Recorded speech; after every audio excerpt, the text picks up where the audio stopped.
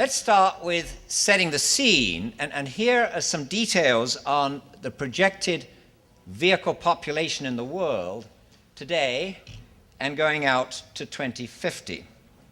And you can see it's rising rapidly. The bar at the bottom is the United States, and that's growing. Europe isn't growing very much, but some of these bands, China, other parts of Asia, India, are growing very rapidly. We're about 750 million vehicles in the world today. How many is that? Well, it's a hell of a lot. The projections here, and they come from a mobility study that many automotive and big petroleum companies undertook and completed a couple of years ago, 2.5 to 3 times the vehicles in the world in 2050. That's based on the assumption that the fuel will be available to drive them. Legitimate question. But let's just start by saying, can you conceive of a world with 3 times the number of vehicles using 3 times the amount of petroleum that we're using today? And for me, that doesn't compute. We should be honest. Those of us, particularly in the developed world, where we're wealthy, we like our transportation system. And there is this image of the freedom of our cars as we drive through wonderful scenery, sort of enjoying life and nature. Now, it isn't that simple, but we have to admit that for decades and decades and decades, we've developed this system to the point where we do like it because it fits our wants and needs.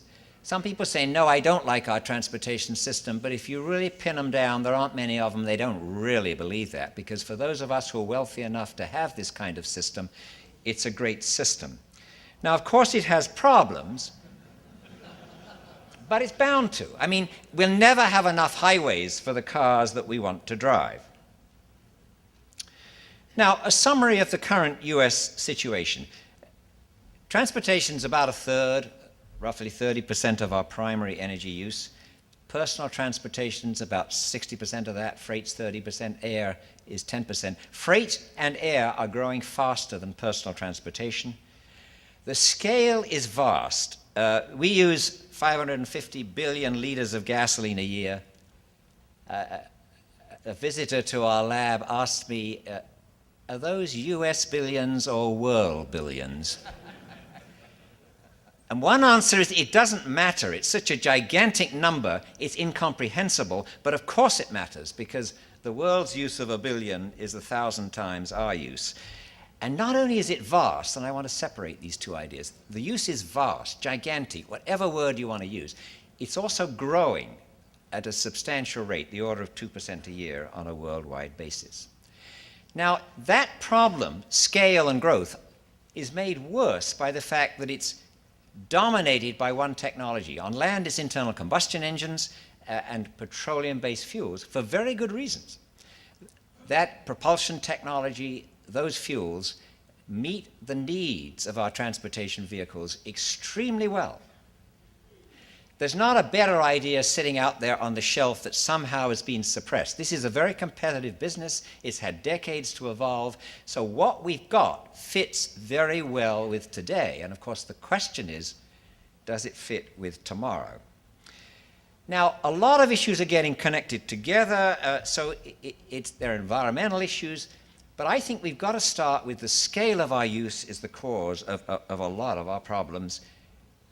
We can't easily deal with that scale because it's driven by the number of people in the world. But to put it simply, there's too many of us. We're using too much stuff, and that stuff is petroleum. And we use it in ways that damage the environment. So there are lots of reasons why we've got a challenge.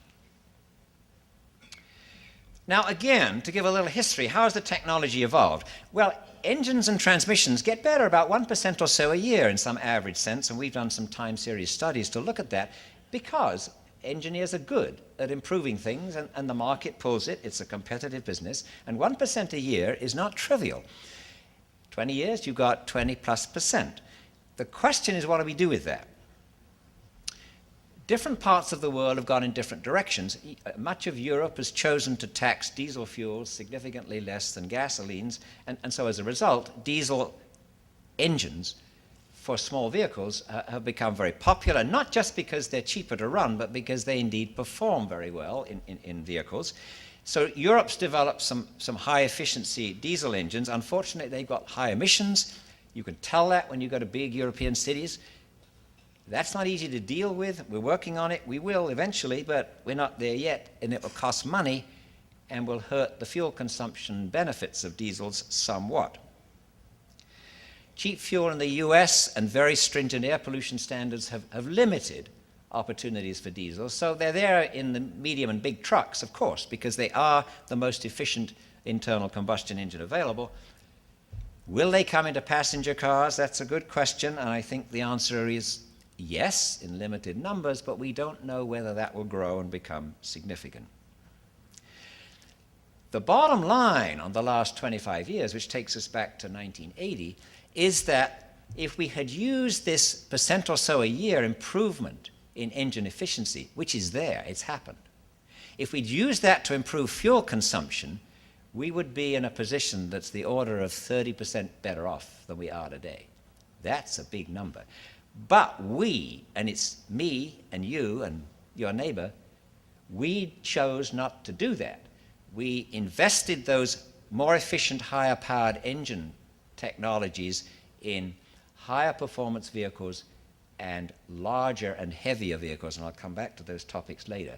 So we have squandered a 30% opportunity that evolved and was there and is real, but we chose to do other things than conserve fuel.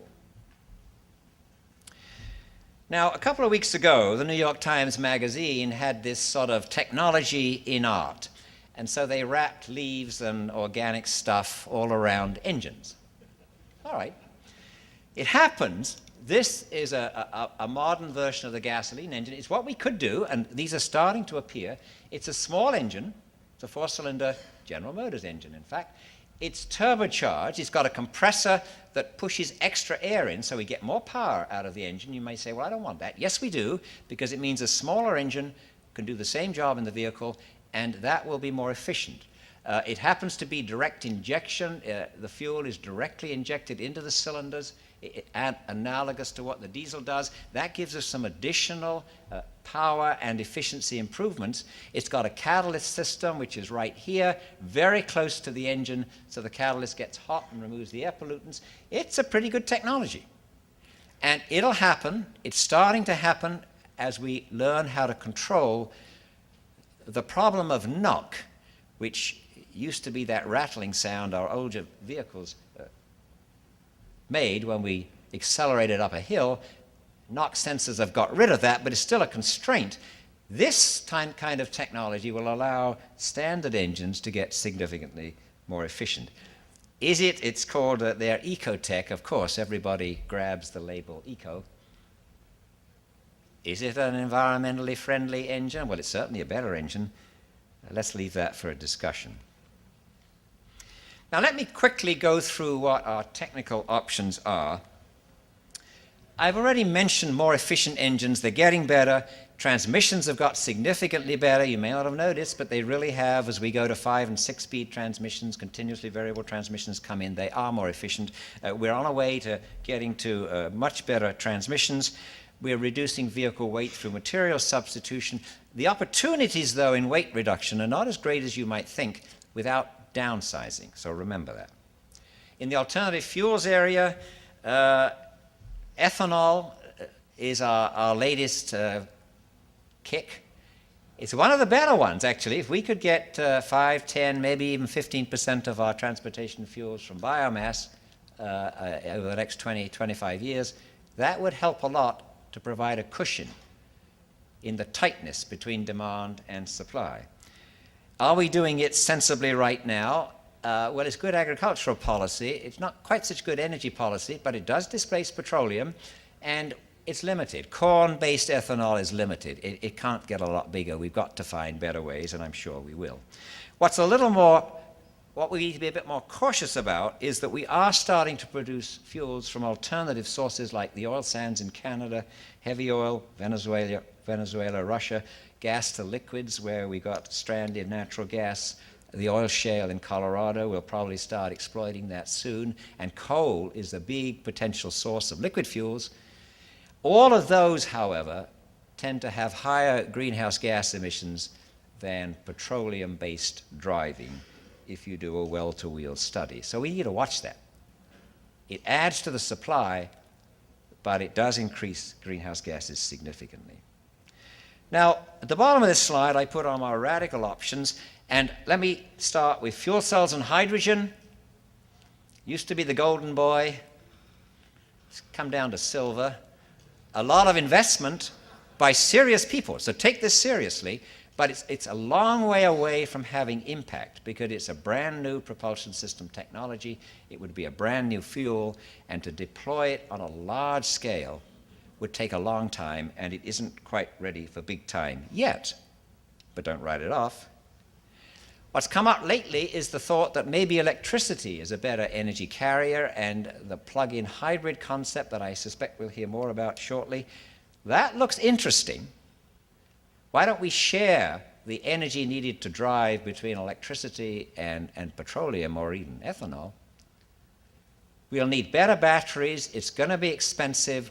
Will it all work?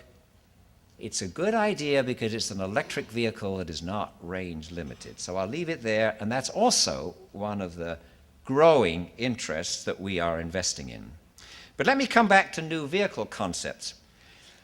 Amory Lovins did this very simple piece of mental arithmetic. Vehicles, when you drive them around, are about 10% efficient. 10% of the energy of the gasoline in the tank drives the vehicle. When I drive, me, my grandson, a couple of bags are 10% of the vehicle weight. So 10% of 10% is 1%. So we have these vehicles where 1% of the energy in the tank is moving the payload. And you have to say, how on earth did we get to that state of affairs? And the reason is we like our comfort, and petroleum was cheap. But just think of it, 1% of the energy drives the payload. That's awful.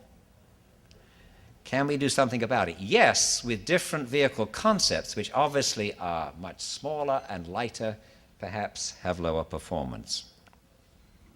A few results.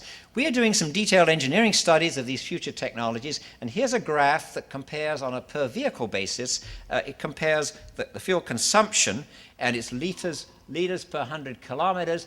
The Camry, the best-selling car in the United States today, is about 9 liters per 100 kilometers. These are projections for 2030, 25 years ahead. Here's an improved gasoline engine. Here's an improved diesel in the future in an improved vehicle. And here's an improved turbocharged engine of the kind I showed you. And what you can say, and then here's a hybrid. Now, partly close your eyes and look at that figure. And what you'll say is, well, we're up here today, we roughly halve that. And yeah, more expensive stuff, hybrids, are a bit better. The point is there's a lot of improvement potential in everything, and what really matters is getting lots of those improved engines and transmissions out there fast. And I'll come back to that in a minute. We've done some calculations. Suppose you want to achieve a 5% reduction in the total US fleet gasoline use in 2025. So I'm going to start doing things in 2010, 4 years from now, and I'll do them from 2010 to 2025. What do I have to do to get a 5% reduction? 5% is not much.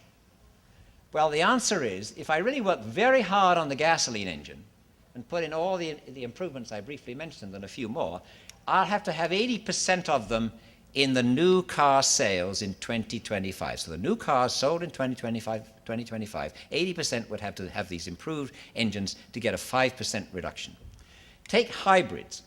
You say, they're fantastic, they're so much better. Well, to get a 5% reduction, starting in 2010 and building up production, I'd have to get to 25% of the new vehicle sales in 2025 would have to be hybrids, serious hybrids, which are quite a bit more expensive, to get a 5% reductions.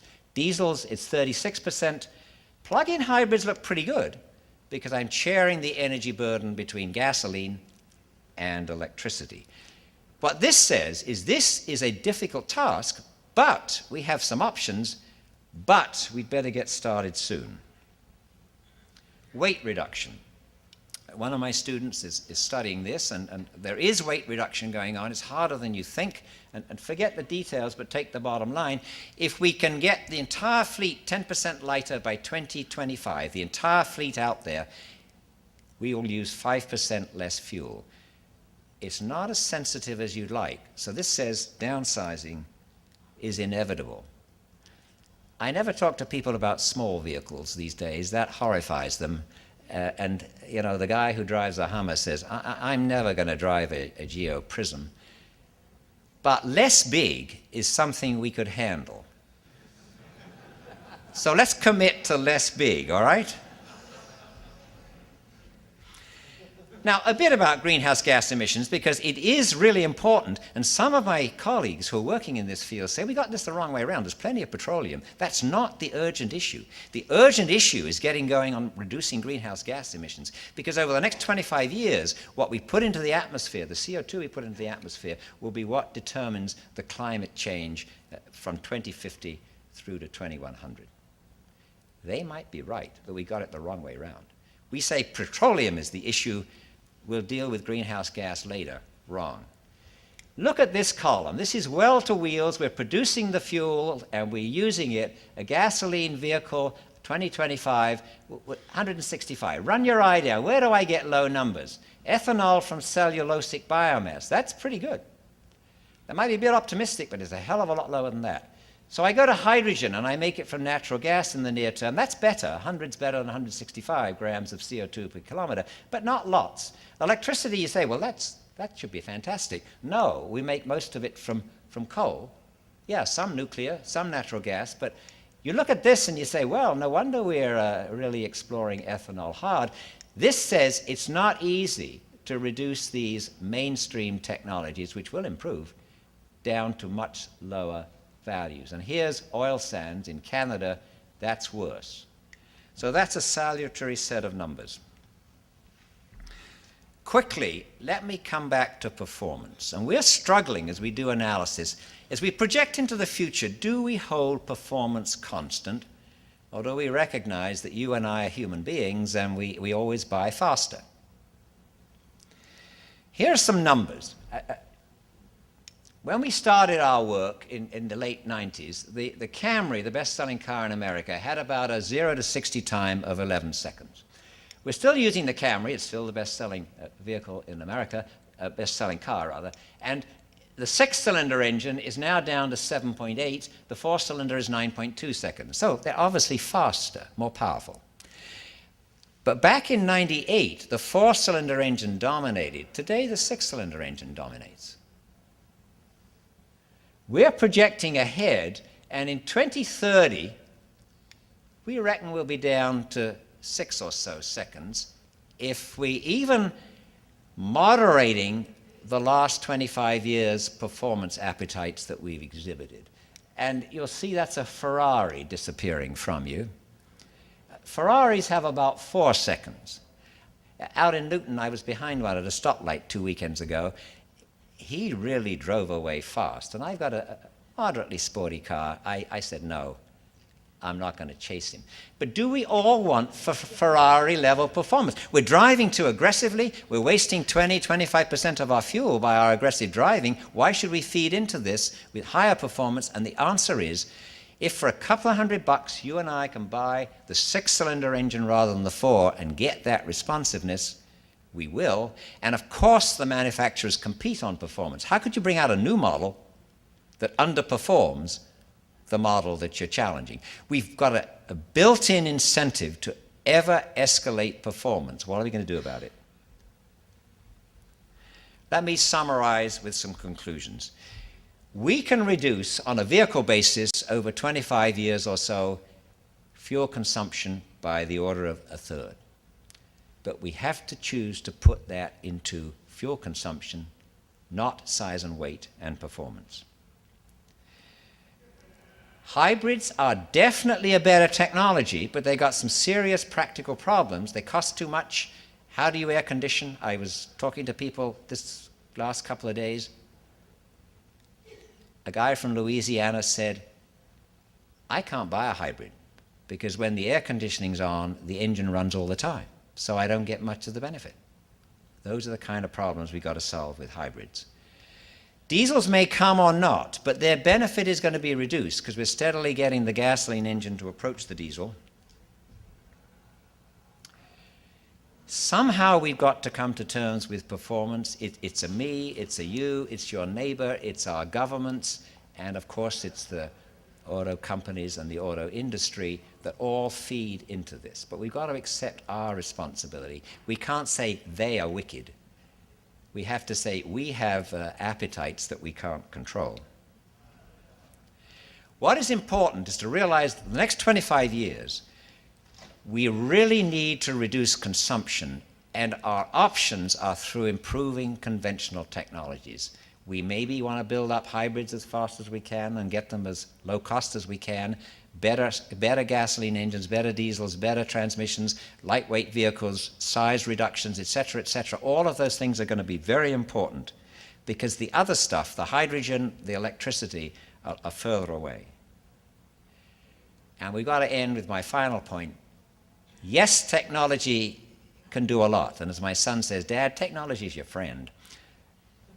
Yeah, but sometimes we abuse friends by going for performance. It is our friend, but we've got to moderate what we do as well. Technology alone will not solve this. 3 times the vehicles in the world, 3 times the fuel consumption. That's inconceivable. It will take behavioral changes to get us there. Thank you.